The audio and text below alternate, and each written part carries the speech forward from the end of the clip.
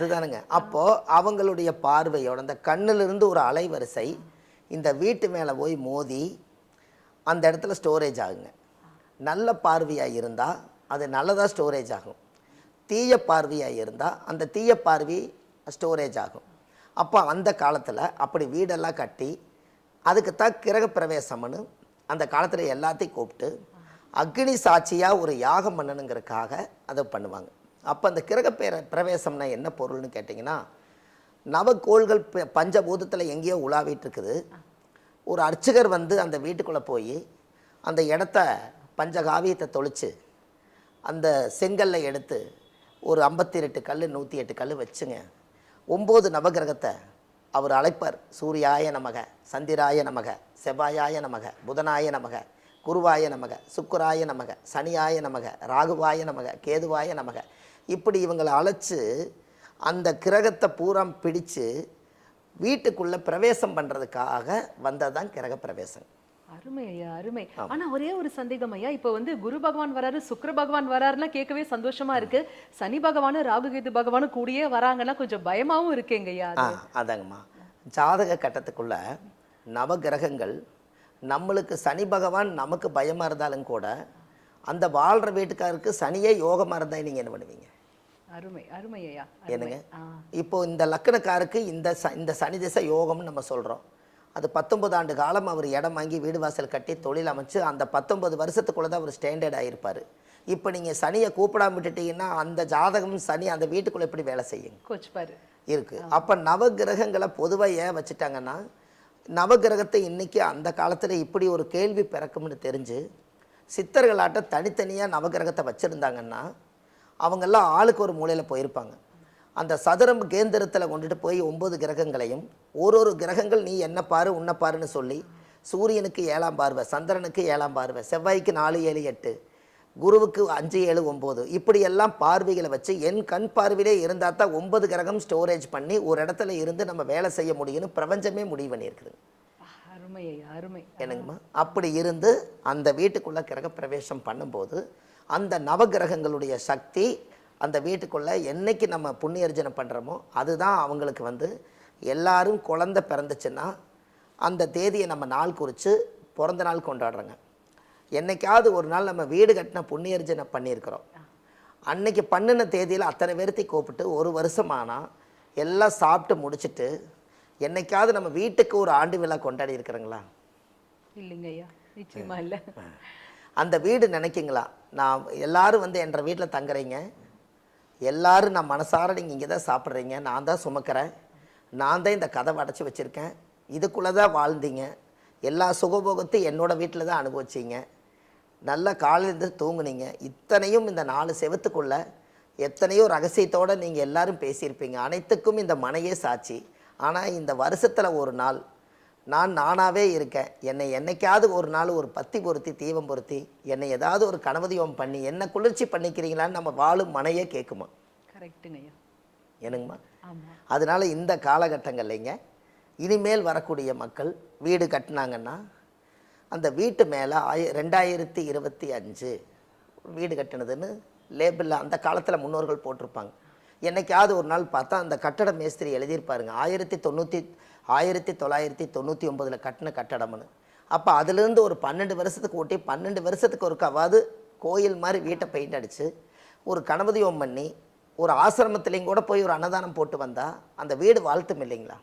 நிச்சயமாயா. என்னங்க, அப்போ இனிமேல் வருஷம் நம்ம ஸ்டோரேஜ் பண்ணும்போது சூரியன் 1 டிகிரியில் மேசத்தில் இருப்பார், சுற்றி 360 டிகிரி சூரியன் சுற்றி உலாவி ஒரு வருஷம் வந்துட்டாருன்னா அந்த வீட்டில் ஒரு அர்ச்சகரை கூப்பிட்டு ஒரு சக்தி சிவன் கலசம் வச்சு ஒரு கணபதி ஹோமம் பண்ணி அந்த புனித தீர்த்தை நம்மளும் தெளிச்சிட்டு அந்த வீட்டுக்கும் புனிதப்படுத்திட்டா அன்னைக்கு அந்த ஒரு வருஷத்துக்குள்ளே நடந்ததை அப்போவே நம்ம டேலி பண்ணிடலாம் இல்லைங்களா? அருமையா, அருமை இல்லைங்களா? இதெல்லாம் தான் வீட்டை கோயிலை மாற்ற முடியுங்க. இதுதான் நம்ம இந்த ஆதிகால பரிகாரத்தில் கொண்டு வரோங்க. இப்போ நீங்கள் வெள்ளிக்கிழமை ஆச்சுன்னா ஒரு கோயிலுக்கு நம்ம போகிறோங்க, சூடம்பத்தி தேங்காய் வளம் வாங்கிட்டு போய் சாமி கடவுளே எனக்கு தொழில் நல்லா ஓடணும், என் கணவன் மனைவி நாங்கள் ஒற்றுமையாக இருக்கணும், என் குழந்தைகளுக்கெல்லாம் படிப்பு வரணும்னு சொல்லி நீங்கள் வீட்டிலிருந்து கோயிலுக்கு போகிறீங்க. அந்த காலத்தில் பார்த்தீங்கன்னா ஒரு 30 வருஷத்துக்கு முன்னாடி போய் பார்த்தீங்கன்னா அந்த கோவிலில் தேங்காய் வளம் உடைச்சோன்னே ஒரு டம்ளர் எடுத்துகிட்டு போவாங்க. சாமிக்கு தேங்காய் உடைச்ச தீர்த்தத்தை கொஞ்சம் கொடுப்பாங்க. அந்த தீர்த்தத்தை அங்கேயே அவங்க தலையை தெளிச்சுட்டு வீட்டுக்கு கொண்டு வந்து தெளித்து விட்டு அந்த 90 கலக்கி வீடு தெளித்து தினமும் அவங்களுக்கு வீட்டுக்கு அர்ச்சனை பண்ணாங்க. ஒரு காலத்தில் இது நடந்ததுங்க. நம்ம வாழ்கிற வீடு இதுதான். ஏதாவது தீய சக்திகள் எது இருக்கக்கூடாது, 4 பக்கம் திண்ணூறு போடுவாங்க, 4 பக்கம் திண்ணூறு தொளிப்பாங்க. அப்போ வீட்டை வந்து அந்த காலத்தில் வந்து ஒரு பெரிய ஒரு பொக்கிஷமாக வச்சுருந்தாங்க. அப்படி இருக்கும்போது இந்த கிரக பிரவேசம்ங்கிறது கிரகத்தவே பிடிச்சு அவங்க அவங்க பாராயணம் பண்ணி அந்த வீட்டுக்குள்ளே கிரக பிரவேசம் பண்ணி 3 தலைமுறைக்கு அப்புறம் அந்த வீட்டை அழித்து மாற்றி மறுபடியும் இன்னொரு 3 தலைமுறை வாழ்கிறதுக்கு 360 வருஷம். நீங்கள் 360 வருஷம் 120 வருஷம் நம்மளால் கஷ்டம்னு சொல்லலாம். மீதி 120 வருஷம் 240 வருஷம் கஷ்டம்னு சொல்லலாம். 360 வருஷத்துக்கு அப்புறம் கூட ஒரு நம்ம 4 பக்கம் செங்கல் வாங்கி கட்டி வைக்க முடியாமல் இருக்க போகிறது இல்லைங்க. ஒரு சூழ்நிலையின் காரணத்தில் செஞ்சுருவோம். அப்போ கண்டிப்பாக நாம் வாழ்ந்த வாழ்க்கையில் இது வரைக்கும் நம்ம இது எத்தனாவது தலைமுறையில் நம்ம தூங்கிட்டு இருக்கிறோங்கிறத மக்கள் நினச்சா இந்த 3 தலைமுறைக்கு அப்புறம் கொஞ்சமாவது நம்ம அதை சரிப்படுத்தலான்னு அதுக்கு உண்டான ஏற்பாடுகள் நடக்கும் இல்லைங்களா? நிச்சயமா ஐயா, நிச்சயம். என்னங்கம்மா, ஏன்னா இந்த பதிவு அதுக்கு தான் மக்களுக்கு போகுதுங்க. ஏன்னா நாம் வந்து அந்த வீட்டில் ஒரு சில பேர் ஜாதகம் பார்க்க வருவாங்க.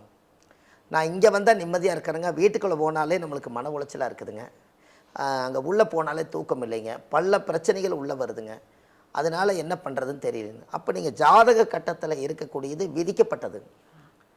நம்ம ஜாதகத்தில் இருக்கிறது பிறக்கும் போதே விதிக்கப்பட்டது. ஆனால் ஜாதகம் பார்க்குறக்கு நாம் விதிக்கப்பட்டதை வச்சுக்கிட்டு நம்ம இருக்கிறது நம்ம விதியை இப்படித்தான் நினச்சி வாழ்ந்தால் அது அப்படியே விட்டுறலாங்க. கொஞ்சம் நம்ம இருக்கிற விஷயத்தை தெரிஞ்சு ஆல்ட்ரு பண்ணி வாழும் காலம் கொஞ்சம் அதை கொஞ்சம் புத்துணர்ச்சியோடு வாழ்ந்துட்டு போனால் இன்னும் நல்லா இருக்கும் இல்லைங்களா? நிச்சயமா. வாழ்வது ஒரு முறை, வாழ்த்தட்டும் தலைமுறை. அதுதான் உங்களுடைய ஒரு தனித்துவம், ஒரு என்ன சொல்றது, ஒரு சிம்பல் அப்படின்னே சொல்லலாம் இல்லைங்களா ஐயா? அதாவது எப்பொருள் யார் யார் வாய் கேட்பினும் அப்பொருள் மெய்ப்பொருள் காண்பதறிவு அப்படின்னு சொல்லுவாங்க. மெய்யும் பொருளும் உணரும் வண்ணம் அற்புதமான தெளிவான விளக்கங்கள் எங்களுக்காகவே கொடுத்தீங்க ஐயா. அதுவும் குறிப்பா பாத்தீங்கன்னா ஒரு வீட்டுல 3 தலைமுறைக்கு அப்புறம் இருக்கக்கூடாதுன்னு சும்மா மேம்போக்கா சொல்லிட்டு போயிடுறாங்க. ஆனா அதற்கு உள்ள இருக்கக்கூடிய அர்த்தம் என்ன, எதனால் அப்படி சொல்லப்படுகிறது, அதுல இருந்தா என்னென்ன மாதிரியான விளைவுகள் ஏற்படும், அதற்கான தீர்வுகளும் என்ன, ரொம்ப சிம்பிளா பண்ணலாம்ப்பா, இங்க போங்க, அந்த ஹோமம் பண்ணுங்க, பரிகாரம் பண்ணுங்க, பூஜை பண்ணுங்கன்னு எக்கச்சக்கமான செலவெல்லாம் வைக்காம ரொம்ப சிம்பிளா உங்க வீடு அப்படிங்கிறது உங்களுடைய தாய் போன்றது, அதை கண்ணும் கருத்துமாக பார்த்து கொள்ளுங்கள் அப்படின்னு அற்புதமான விளக்கம் கொடுத்தீங்க. இதனால தாங்க ஐயா உங்களால வந்து ஆதிகால பரிகாரங்கள் அப்படிங்கிற ஒரு மிகப்பெரிய புத்தகம் அல்ல, இது ஒரு பொக்கிஷம் என்றே சொல்ல வேண்டும். இப்படி ஒரு படைப்பை எங்களுக்காக கொடுக்க முடிந்தது. ஏன்னா அவ்வளோ ஒரு விஷயங்கள் உங்களுக்குள்ள அடங்கி இருக்கு. ஒவ்வொரு எபிசோட்லயும் நீங்க எங்களுக்காகவே நிறைய விளக்கங்கள் கொடுக்கணும் ஐயா. கோடான கோடி அன்பு நெஞ்சங்கள் அனைவர் சார்பாகவும் மனமார்ந்த நன்றிகள். ரொம்ப சந்தோஷம். தீர்க்காயுசு நல்லா இருக்குன்னு எல்லாரும். என்னங்க எவ்வளவு தெளிவான விளக்கங்கள் நம்ம ஐயா நமக்காகவே கொடுத்தாரு இல்லையா? பொதுவா சொல்லுவாங்க கடுகு சிறுத்தாலும் காரம் குறையாது அப்படின்னு. நிறைய செலவே வைக்காம ரொம்ப சிம்பிளா நம்ம வீட்டுக்காக நாம செலவு பண்ணி செய்கின்ற அந்த இல்லம் வந்து நம்ம எல்லாரையுமே நமக்கு அப்புறம் வரக்கூடிய தலைமுறையை கூட ரொம்ப அற்புதமா, ஆனந்தமா, ஆரோக்கியமான உச்சகட்ட பிரம்மாண்ட வெற்றி வாழ்க்கையை வாழ செய்யும். அது எப்படி செய்யும் அப்படிங்கிறதுக்கான விளக்கமும் நம்ம ஐயா நமக்காகவே கொடுத்தாரு இல்லையா? இதே மாதிரி அடுத்த பதிவுல இன்னும் சுவாரஸ்யமான விளக்கங்கள் உங்களுக்காகவே காத்துட்டு இருக்கு. அதனால எங்கேயும் போயிடாதீங்க, எங்க கூடவே இணைந்திருங்க. மறக்காம நம்ம வள்ளுவர் வாக்கு யூடியூப் சேனலை லைக் பண்ணுங்க, ஷேர் பண்ணுங்க, சப்ஸ்கிரைப் பண்ணுங்க. மீண்டும் சந்திப்போம். அதுவரை நன்றி, வணக்கம். நன்றி, வணக்கம். பாரம்பரிய திருவள்ளுவர் குல வம்சத்தில் தோன்றிய பொக்கிஷம், ஆதிகால பரிகார செம்மல், பிரசன்ன ஜோதிட ஞானி டாக்டர் சுபம் மாரிமுத்து ஐயா அவர்களால் உருவாக்கப்பட்ட மிகப்பெரிய பொக்கிஷ பெட்டகம்தான் இந்த ஆதிகால பரிகாரங்கள் பாகம் 1. ஒவ்வொருவரும் வாழ்க்கையில பிரச்சனை தீர்வதற்காக அங்க இங்கன்னு எல்லா இடத்துக்கும் ஓடுறோங்க. ஆனா எங்கேயுமே போக வேண்டாம். நம் இல்லத்தில் இருந்தபடியே இந்த ஒரு பொக்கிஷ பெட்டகத்தை நாம் அருகே எடுத்து வைத்துக் கொண்டு இதனை நன்கு கவனித்து பார்த்தாலே போதும், நிச்சயம் நம் வாழ்வின் துன்பங்கள் அனைத்தும் காணாமலே போகும். அந்த அளவிற்கு ஆதிகால பரிகார முறைகள் குறித்த அற்புதமான படைப்புகளை இந்த பொக்கிஷ பெட்டகத்தில் உள்ளடக்கி நம்ம ஐயா டாக்டர் சுபம் மாரிமுத்து அவர்கள் நமக்காகவே கொடுத்திருக்காரு. இது ஒவ்வொருத்தர் வீட்லயும் இருக்க வேண்டிய மிகவும் முக்கியமான ஒரு பொக்கிஷம். ஆக இந்த புத்தக பொக்கிஷம் உங்களுக்கும் வேணும்னா நீங்க உங்க டிவி ஸ்கிரீன்ல கீழே ஸ்க்ரோல் ஆகிற நம்பருக்கு இப்பவே கால் பண்ணுங்க. உங்களை தேடி இந்த பொக்கிஷம் உங்கள் இல்லத்திற்கே வரும். எல்லோரும் எல்லாமும் பெற வேண்டும், இல்லாமை இல்லாத நிலை வேண்டும், வாழ்வது ஒரு முறை, வாழ்த்தட்டும் தலைமுறை. அனைவருக்கும் வணக்கம். பாரம்பரிய திருவள்ளுவர் குலவம்சம், பிரசன்ன ஜோதிடர் சுபம் மாரிமுத்து, திருப்பூர் இருந்து இந்த பதிவு உங்களுக்காக. இன்றைக்கு வள்ளுவர் வாக்கு யூடியூப் சேனலை உலகம் பூரா நிறைய பேர் மக்கள் பார்க்குறாங்க. வள்ளுவர் வாக்கு யூடியூப் சேனலை நீங்கள் போய் பார்த்தீங்கன்னா ஒரு 1300 பரிகாரங்கள், ஆதிகால பரிகாரங்கள் நிறைய கொடுத்துருக்கேன். எல்லா மக்களுக்கும் பயனுள்ள தகவலாக இருக்குது.